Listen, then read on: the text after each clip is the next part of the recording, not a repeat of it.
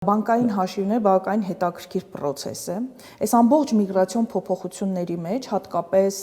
փետրվարի 5-ի փոփոխությունից հետո, երբ ռեժիմ վիսելկին ուժի մեջ մտավ, բանկերը շատ ակտիվ ներգրաված են այդ պրոցեսում։ Եվ երբ որ մարդիկ ուրեմն